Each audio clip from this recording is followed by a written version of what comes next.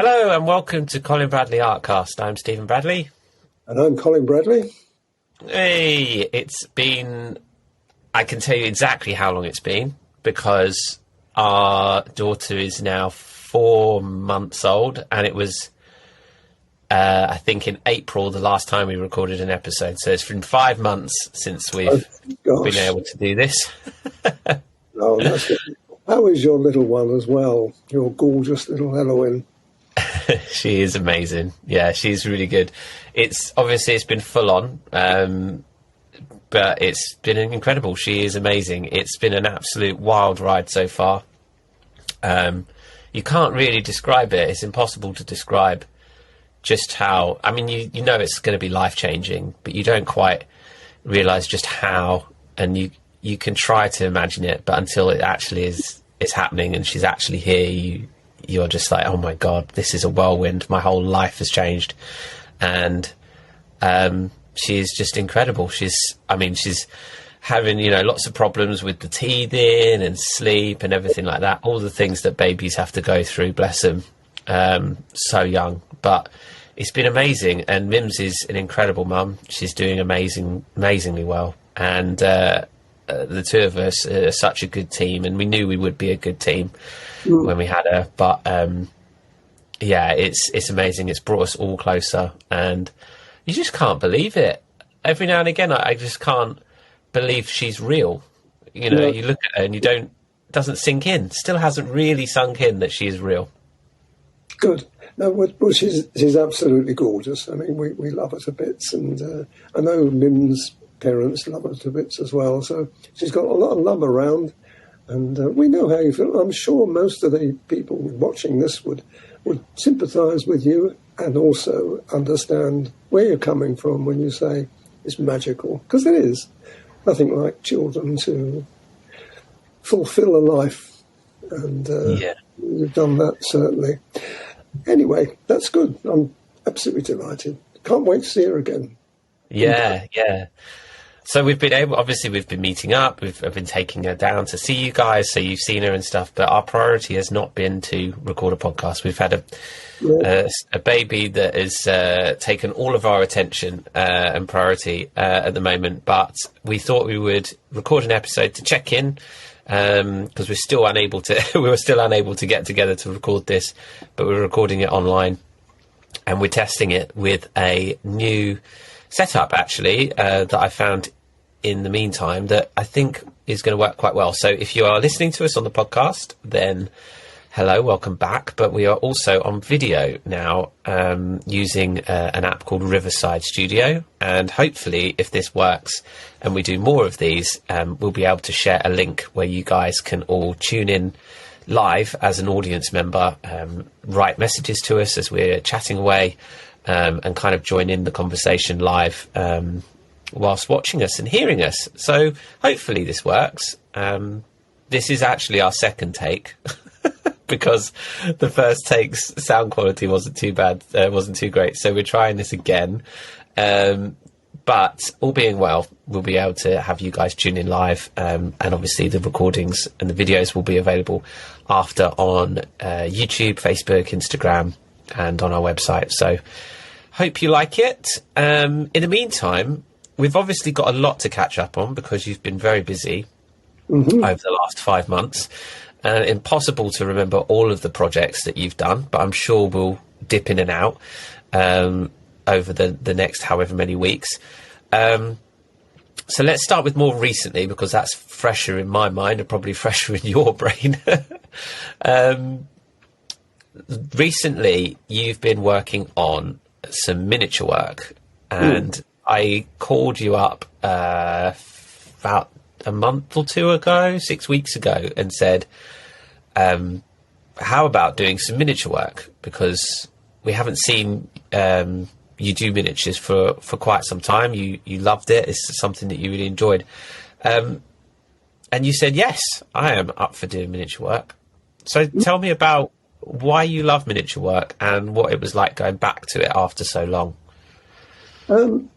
I've never really left it, though, Steve. I know people have only seen a few miniatures of mine, but really I do attempt, particularly on landscape work, I do tend to put miniature work within a picture.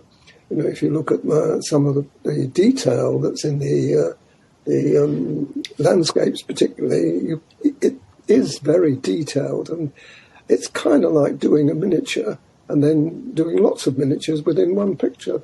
And I've always done that, and I love doing it. So it wasn't really a problem for me. I just say, well, okay, now I've got to do a restricted amount of room. And I tended to make them slightly bigger than traditional miniatures.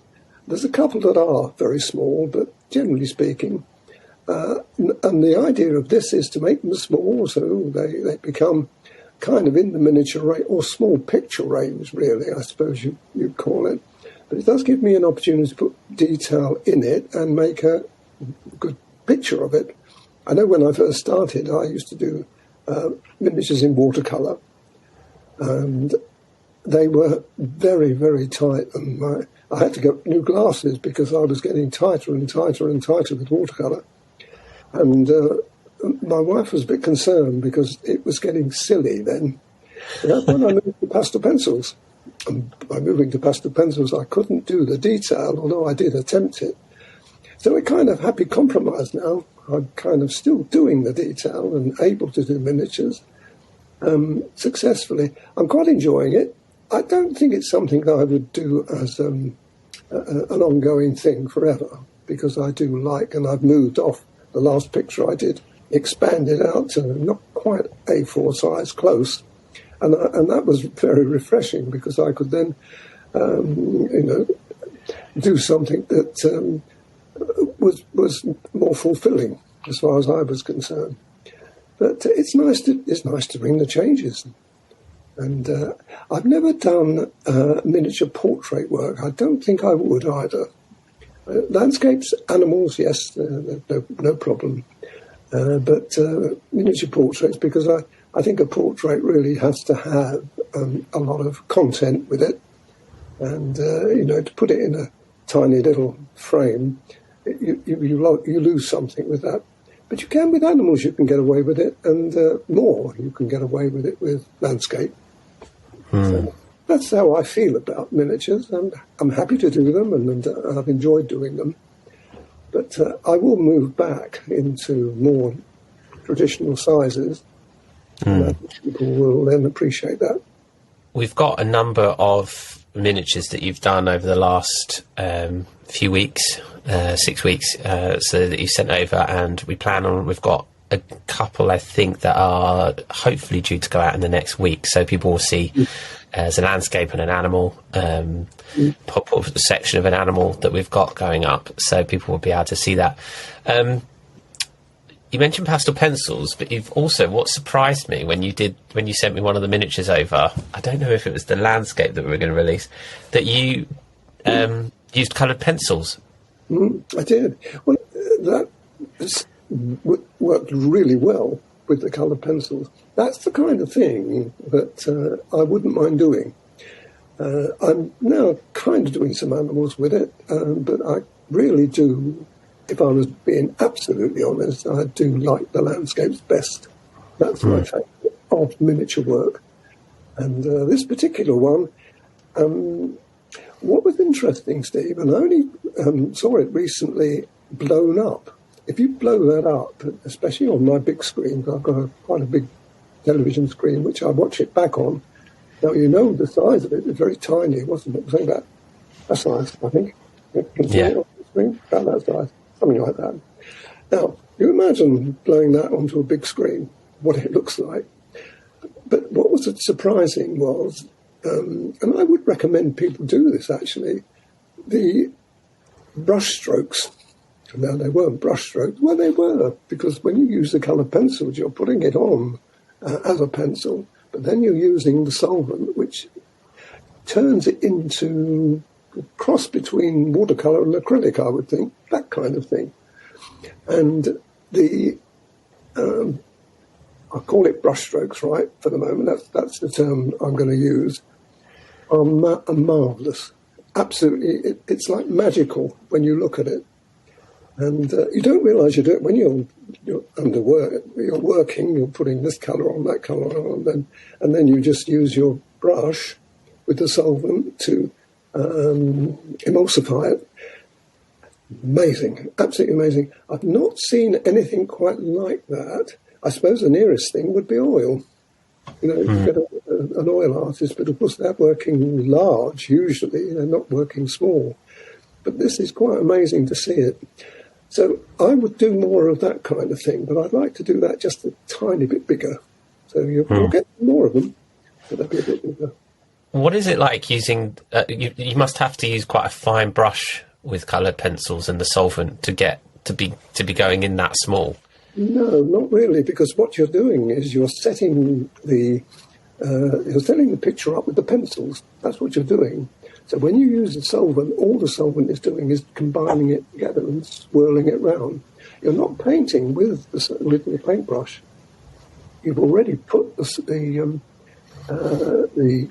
material on with the coloured pencils. And then with the paintbrush, you just add more effects, really, with it. And then I do also add, once I've got the solvent on there, I do add more coloured pencil. A bit like I do with pastel pencils, I put those on at the end. So you can do that. But the bulk of the work is done with the solvent emulsifying the coloured pencil. That's the one, isn't it? When you did miniatures before, you were using Ombre. I'm thinking specifically of the World of Miniatures DVD that I think is actually still on our website, on our school, and people can get access to that. It's quite an old DVD now, so it's sort of archived footage, but it is still there, and it's still really interesting for people to watch you work small. But that was on Ombre. What is it like doing smaller work, intricate work on Pastelmat? I would say it's slightly more difficult to do it because you've got that kind of gritty surface, but the effects are better. So you 6 of one, half of the other. If you've got to persevere with it. I mean, Pastelmat. I think Pastelmat is quite a difficult paper to work with, and this is why I never recommend it for beginners. I usually say go with the Ombre or another paper of similar kind. It's more forgiving. Pastelmat gives you that added dimension. And I think people, when they see a difference between one I've done on Ombre and the one I've done on Pastelmat, they would appreciate that. It's harder, but that makes you work harder. And it comes out very well. I use the light grey Pastelmat mostly. We've had all these pictures I've done have been on the light grey Pastelmat. I find that absolutely wonderful to work with. Yeah, that is a good one. That's one that you use all the time for your coloured pencil work, I know for sure. Good. Well, I'm really looking forward to launching these miniatures. I think they're going to be great, and I can't wait to see what people think of them. Because, as I say, it's been a while since you've done smaller, intricate work, so now we get to show that off. There are lots more projects I know that you've been working on, the one specifically that you just said that you've gone back to slightly bigger, and perhaps we'll talk about that another time. But for now, I think I'd like to leave this test just in case it doesn't work and we've wasted another time. So keep an eye out for the miniatures that are coming soon, hopefully, as I say, in the next week. And we will try and get together more regularly to tune in and do these recordings for you guys. I know you've all really missed the podcasts and we've missed doing them. But hopefully things are settling down now and we can get back to it. So we will leave it there for this time. Thanks, everyone, for watching and listening. I'm Stephen Bradley. And I'm Colin Bradley. Enjoy your week. Enjoy your week. Do you want any better lighting here? Let's see if I can find that.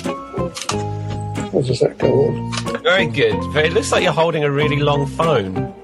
It's so hard to match those up.